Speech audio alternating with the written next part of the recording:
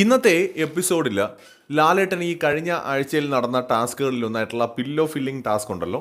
അപ്പോൾ അതിനകത്ത് നമ്മുടെ ജിൻഡോ നടത്തിയ ജഡ്ജ്മെൻറ്റ് അത് ശരിയായില്ല എന്ന തരത്തിലുള്ള ചോദ്യങ്ങൾ ഉയർത്തുന്നുണ്ട് എന്നൊരു ഇൻഫർമേഷൻ കുറച്ച് മുന്നേ ഒരുപാട് വീഡിയോകളും മറ്റുമൊക്കെ യൂട്യൂബിൽ പ്രചരിക്കുന്നത് ശ്രദ്ധയിൽപ്പെട്ടിരുന്നു. എന്തായാലും അത് എപ്പിസോഡ് വന്നെങ്കിൽ മാത്രമേ അങ്ങനെ ഒരു സംഭവം ഉണ്ടായിട്ടുണ്ടോ എന്നുള്ള കാര്യത്തെക്കുറിച്ച് നമുക്ക് അറിയാൻ പറ്റൂ.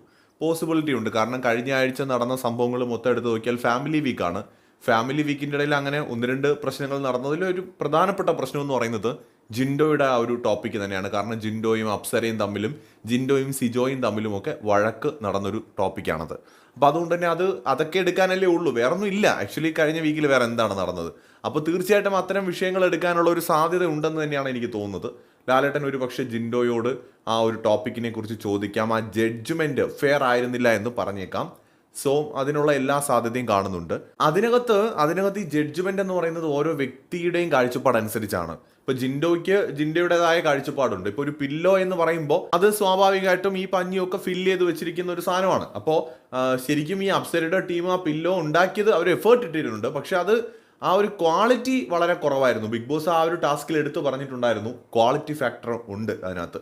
ക്വാളിറ്റി വളരെ ഇമ്പോർട്ടൻ്റ് ആണ്. അപ്പോൾ ക്വാളിറ്റി എന്ന് പറയുന്ന ഒരു ഘടകത്തിൽ നിന്നുകൊണ്ടാണ് അന്ന് ജിൻഡോ അതെല്ലാം റിജക്റ്റ് ചെയ്തത്. പക്ഷെ മതിയായ പരിശോധന ജിൻഡോ നടത്തിയിരുന്നു എന്ന് ചോദിച്ചാൽ ഇല്ല. അപ്പോൾ അതുകൊണ്ട് എന്തായാലും ഏത് രീതിയിലാണ് ലാലേട്ടൻ ആ ടോപ്പിക്ക് ഇന്ന് എടുക്കുക എന്നുള്ളത് നമുക്ക് എപ്പിസോഡിലൂടെ അറിയാം. ബൈ.